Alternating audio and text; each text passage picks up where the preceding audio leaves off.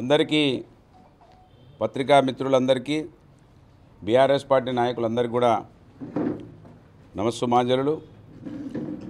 రాష్ట్ర ముఖ్యమంత్రి రేవంత్ రెడ్డి గారికి మతి భ్రమించిందనటానికి ఎలాంటి ఆశ్చర్యం లేకుండా చెప్పడం జరుగుతూ ఉన్నది। ఎందుకంటే ఆయన హైట్ ఎంత ఉన్నాడో ఆయన మెదడు కూడా అంతే ఉన్నట్టుగా ఆయన మాటలను చూస్తే అర్థమవుతా ఉన్నది। హైట్ గురించే మాట్లాడేటువంటి రేవంత్ రెడ్డి గారు మీ హైట్ అంతకన్నా తక్కువగా మీకు మెదడు ఉన్నట్టుగా మీరు మాట్లాడుతుంటే అనిపిస్తూ ఉన్నది।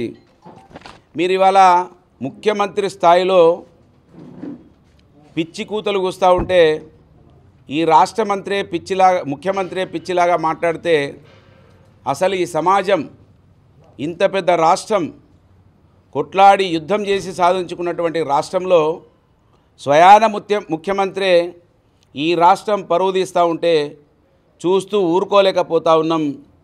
కనుక ఇవాళ మంథని నుంచి ఒక మాజీ శాసనసభ్యుడిగా మామూలు మధ్యతరగతి కుటుంబంలో పుట్టినటువంటి వ్యక్తులుగా ఈ సమాజం కోసం ఆలోచిస్తున్నటువంటి వ్యక్తులుగా ఇవాళ మీ మీద మాట్లాడక తప్పడం లేదు।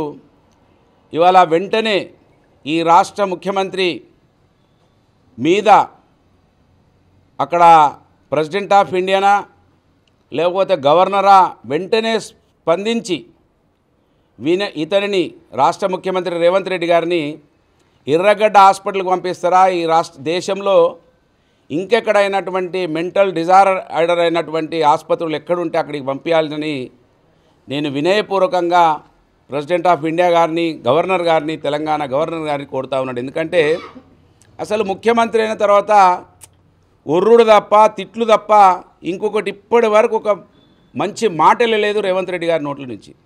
నిజంగా అవమానపడతా ఉన్నాం ఈ రాష్ట్రంలో మేము ఉన్నందుకు, ఈ రాష్ట్ర సాధనలో యావత్ సమాజం ఉన్నందుకు ఇవాళ తెలంగాణ సమాజం తెలుగు సమాజం బాధపడతా ఉన్నది। రేవంత్ రెడ్డి గారు ఇప్పటికైనా మీ హైట్కు తగ్గ మెదడునన్న పెంచుకోరని నేను కోరుతా ఉన్నాను। ఎంతసేపు హైట్ గురించి మాట్లాడు, వ్యక్తుల యొక్క బాడీల గురించి మాట్లాడు, ఇది తప్ప మీరు ఇవరకు 23 నెలలకు దగ్గరైతా ఉన్నది। తెలంగాణ రాష్ట్రంలో కాంగ్రెస్ ప్రభుత్వం ఏర్పడి మీరు పిచ్చి కూతలు కూస్తూ ఉన్నారు।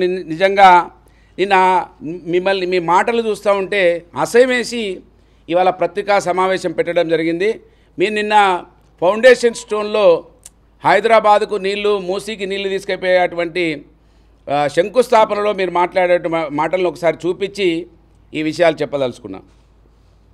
ఒక ఆయన అంటున్నాడు, అయ్యా ఇది కాళేశ్వరం నీళ్ళే కదా అని।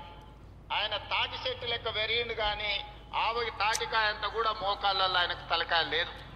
కాళేశ్వరం ప్రాజెక్టు కట్టింది మేడిగడ్డ అన్నారం సుందిల్లా, అది కుప్పగూలిపోయింది। కాళేశ్వరం కాస్త కూలేశ్వరం అయింది। శ్రీపాద ఎల్లంపల్లి ప్రాజెక్టు పేరే శ్రీపాదరావు గారి పేరు మీద ఉన్నది। అది మీ తాతనో మీ ముత్తాతనో కట్టింది కాదు, శ్రీధర్ బాబు గారు తండ్రి కాంగ్రెస్ పార్టీ కట్టింది శ్రీపాద ఎల్లంపల్లి। ఇవాళ గోదావరి నదీ జలాలు నగరానికి వస్తున్నాయనంటే శ్రీపాద అందుకే రేవంత్ రెడ్డి గారు నీకు తెలివి లేదు, నీ పక్కకి ఎవరినైతే తెలివి కల్లోడని పెట్టుకున్నావో హైదరాబాద్ సెంట్రల్ యూనివర్సిటీ చదువుకున్నటువంటి మేధావిని నీ పక్కకు పెట్టుకున్న సన్నాసి, ఆ సన్నాసి భార్య ఐఏఎస్ అని ఎవరినైతే పెట్టుకున్నాడో అతనికి కనీసం జ్ఞానం లేదంటానికి ఇవాళ కనబడతా ఉన్నది। రేవంత్ రెడ్డి గారు మీరు ఎల్లంపల్లిని మొదలుపెట్టింది 2004లో, ఇది కంప్లీట్ అయింది 2016లో బీఆర్ఎస్ పార్టీ ప్రభుత్వం వచ్చినాక గౌరవ ముఖ్యమంత్రి కేసీఆర్ గారి నాయకత్వంలో ఎల్లంపల్లి పూర్తయింది। అంటే మీరు బ్యారేజే కంప్లీట్ చేయలేదు, మీరు ఎల్లంపల్లి ప్రాజెక్ట్నే పూర్తి చేయలేదు, మరి మీరు ఎల్లంపల్లిని శ్రీపాదరావు కట్టిండనే తెలివి తక్కువ మాట అన్నాడంటే శ్రీపాదరావు చచ్చిపోయింది 99లో ఏప్రిల్ 13 ఏప్రిల్ 99లో చచ్చిపోయిండు, శ్రీపాదరావు కట్టిండంటివి బుద్ధి ఉందా? దానికి ఏమైనా జ్ఞానం ఉందా? ఆ పక్కకున్న సన్యాసాన్ని చెప్పాలి, అరే నాయన మా ఎప్పుడు చచ్చిపోయింటారా నాయన అని ఆ సన్యాసి చెప్పకపోయా, నీకు తెలివి లేకపోయా, ఇక పొడుగున్నోళ్ళకు తెలివి లేదు, పొట్టోనికి నీకేం తెలివి ఉన్నది? కనుక ఇవాళ అందుకే నీకు తెలియలేదు, నీ పక్కకున్నటువంటి నీ మంత్రివర్గంలో ఉన్నటువంటి సన్నాసులకు తెలియలేదనేది ఇవాళ స్పష్టమైతా ఉన్నది.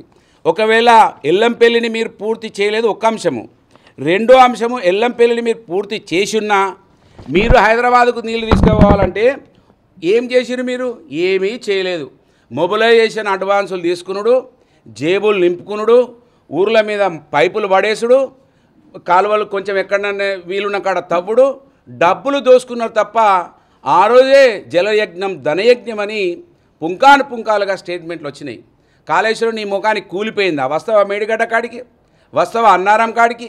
వస్తావా సిరిపురంలో ఉన్నటువంటి సుందెల బ్యారేజ్ కాడికి? కూలిపోయిందా? నీ ముఖం కూలిపోయింది, మీ తెలివి కూలిపోయింది, మీ జ్ఞానహీనమైపోయారు మీరు.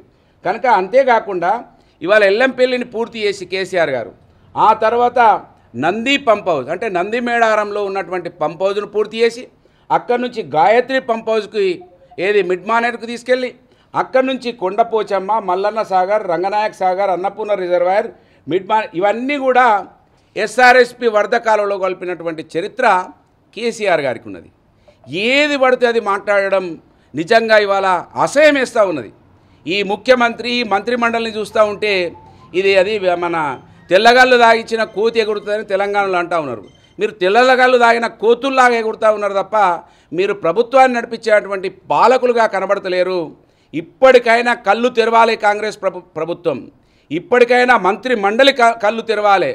బ్రహ్మాండంగా ఉన్నటువంటి మేడిగడ్డ బ్యారేజీని వాడండి, కన్నెపల్లి పంప్ హౌస్ను వాడండి, అన్నారం బ్యారేజీని వాడండి. చేత కాకపోతే సన్నాసులు ప్రజలకు క్షమాపణ చెప్పండి. ఒక్క పథకాన్ని అమలు చేయరు, ఒక్క ప్రాజెక్టులను వాడుకోరు, ప్రజలను రక్షించరు. ఇవాళ 500 రూపాయల బోనస్ ఎక్కడ ఇవ్వాల్సి వస్తుందనో యూరియా బస్తాలు స్టార్ట్ చేసిర్రు. నీళ్లను వాడుకుంటలేరు, కాళేశ్వరం నీళ్లను. బ్రహ్మాండమైన ప్రాజెక్ట్. ఒకవేళ ప్రాజెక్టు మీకు చేత కాకపోతే వాడుకునే అటువంటి అదే మీకు అది అంటే డబ్బులో ఇబ్బంది ఏమైనా ఉంటే కనీసం ఆ బ్యారేజీలలో నీళ్ళు పెట్టండి. మీరు అది చేయరు. మీరు ఒక పని మంచిగా చేయరు. ప్రజలకు మీరు ఇచ్చినటువంటి హామీలు నెరవేర్చరు. నోరు తెరిస్తే శ్రీపాదరావు బ్యారేజ్ కట్టి బుద్ధి ఉందా, జ్ఞానం ఉందా అని అడుగుతున్నాను నేను రేవంత్ రెడ్డి గారిని. మీరు మా ముఖ్యమంత్రి కనుకనే మేము నోరు తెలవలేదు ఇప్పటి వరకు. కనుక మీరు ఏది పడుతుందే స్టేజ్ ఎక్కిందంటే పిచ్చి వాళ్ళలాగా ఒర్రుతుంటే అసలు రాష్ట్ర ప్రజానికి ఏమనుకుంటున్నారు? కనుక నేను కోరుతునే వాళ్ళ భారత అత్యున్నతమైనటువంటి స్థానంలో ఉన్నటువంటి ప్రెసిడెంట్ ఆఫ్ ఇండియాని కోరుతున్నా, ఈ రాష్ట్రంలో ఉన్నటువంటి గవర్నర్ని కోరుతున్నా, ఈ ముఖ్యమంత్రిని వెంటనే ఈ ప్రభుత్వాన్ని రికాల్ చేయాలి. ఈ ప్రభుత్వం మొత్తం మంత్రిమండలిని వీళ్ళని పిచ్చాసుపత్రిలో చేర్చాలని నేను వారిని వినయపూర్వకంగా కోరుతున్నాను. ఎందుకంటే ప్రజాస్వామ్యం గొప్పగా ప్రపంచమంతా చెప్పుకుంటున్నటువంటి ప్రజాస్వామ్యం, బాబాసాహెబ్ బిఆర్ అంబేద్కర్ గారు తన రక్తాన్ని దారవోసి ఈ ప్రపంచమంతా తిరిగి ఈ గొప్ప ప్రజాస్వామ్యాన్ని మనకిస్తే ఈ ప్రజాస్వామ్యాన్ని అపహాస్యం చేస్తూ ఇంకా సంవిధాన బచావ్ అని సొల్లుగారుతున్న రాహుల్ గాంధీ ఈ తెలంగాణ మీద దృష్టి పెట్టాలని నేను డిమాండ్ చేస్తున్నా. రాహుల్ గాంధీని కూడా ఏడబోతుంది సంవిధానం రక్షించబడుతుందా ఈ రాష్ట్రంలో? మల్లన్న సాగర్ ఇది ఎల్లంపల్లి శ్రీపాదరావు కట్టించిన ఏం మాటలా ఇవి? జ్ఞానం ఉందా మీకు? కన్నెపల్లి పంప్ హౌస్ను వాడుకోరు, మీరు బ్యారేజ్లను వాడుకోడు. వృధాగా పోతున్నాయి నీళ్లు. ఇక్కడ సిరిపురం బ్యారేజ్ కాడ నుంచి ఏం పాపం చేసింది సిరిపురం బ్యారేజ్? సముద్రంలో కలిసిపోయి ఉప్పు తయారవుతున్నది నీళ్లు పోయి. బ్రహ్మాండమైనటువంటి మంచి తేనెలాగా ఉండేటువంటి నీళ్లు, కమ్మగా తీయగా ఉండేటువంటి నీళ్లు సముద్రం పాలైపోతున్నాయి. కనుక ఇవాళ రేవంత్ రెడ్డి గారు ఒళ్ళు జాగ్రత్త పెట్టుకోవాలి. మీరు పోలీసులను పెట్టి కేసులు పెట్టిస్తాం, జైళ్ళల్లో వేస్తాం, బొంగుల కేసులు ఏం భయపడం మేము. నీ కేసులు నీ జేజమ్మలను చూసినాం మేము. కనుక నువ్వు కేసులకో ఊకదంపుడు ఉపన్యాసాలకో ఇవాళ యావత్ సమాజం తిరగబడబోతూ ఉన్నది. ఎందుకంటే మాకే ఇంత బాధ కలుగుతూ ఉన్నది, ఇక సమాజం అంతా ఎంత బాధపడుతుందో ఒకసారి ఆలోచన చేసుకోండి. ఇప్పటికైనా కళ్ళు తెరవాల రేవంత్ రెడ్డి. పక్కకు మంచోళ్ళను కూర్చోబెట్టుకో. నీకు లేదు తెలివి, అదా అర్థమైపోయింది. ఆ పక్కకున్న సన్నాసులన్న మంచోళ్ళను కూర్చోబెట్టుకుంటే కొంత ఈ 3 సంవత్సరాలన్నా మంచిగా నడిపేయడానికి నీకు తెలివి లేకపోయినా పక్కకున్న ఉండన్న తెలివి కల్లోని పెట్టుకోవాలని సూచన చేస్తూ ఖచ్చితంగా భారత ప్రభుత్వం, ప్రెసిడెంట్ ఆఫ్ ఇండియా, గవర్నర్ స్పందించాలని మరొకసారి డిమాండ్ చేస్తూ ఉన్నాను, విజ్ఞప్తి చేస్తూ ఉన్నాను. జై తెలంగాణ.